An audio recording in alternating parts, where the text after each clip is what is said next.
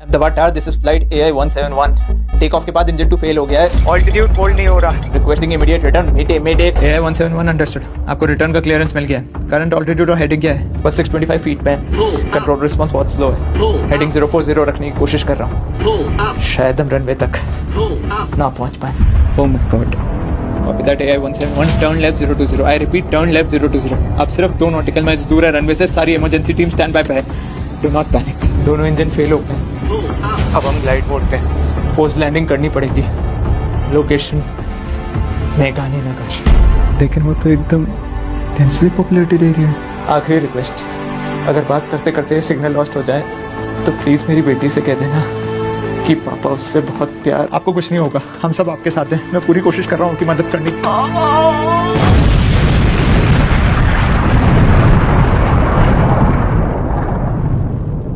যে এই জীবনটা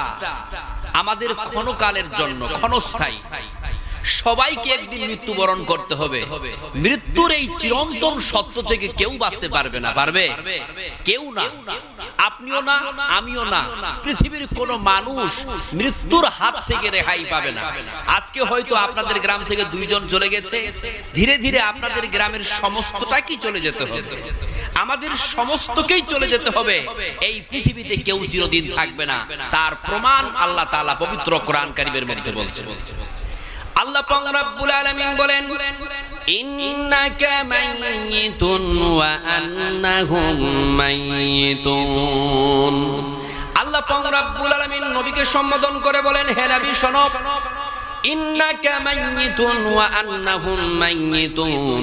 হে নবী আপনি মৃত্যুবরণ করবেন এবং তারাও মৃত্যুবরণ করবে যারা আপনার সঙ্গে বিরোধিতা করে জোরে বলুন সুবহানাল্লাহ অন্যত্র আরেকটি আয়াত আল্লাহ তাআলা বলেন ওয়া মা জাআলনা লিবাশারিন মিন ক্বাবলিকাল খুলদা হে নবী আপনার পূর্বে কোন মানুষের জীবনকে আমি অনন্তকালের জীবন করে রাখি নাই অর্থাৎ আপনার পূর্বে যত মানুষ এই পৃথিবীতে এসেছে এই ধরাধামে এসেছে সমস্ত মানুষরাই মৃত্যুবরণ করেছে মৃত্যুর হাত থেকে কেউ কোনোদিন রেহাই পায় নাই অন্যত্র আরেকটি আয়াত আল্লাহ তাআলা বলেন কুল্লু নাফসিন দায়িকাতুল মাউত প্রত্যেকটা আত্মার মৃত্যু ঘটবে প্রত্যেকটা নাফসের মৃত্যু ঘটবে যার জীবন আছে তার মরণ হবে মৃত্যুর হাত থেকে কেউ কোনোদিন রেহাই পাবে না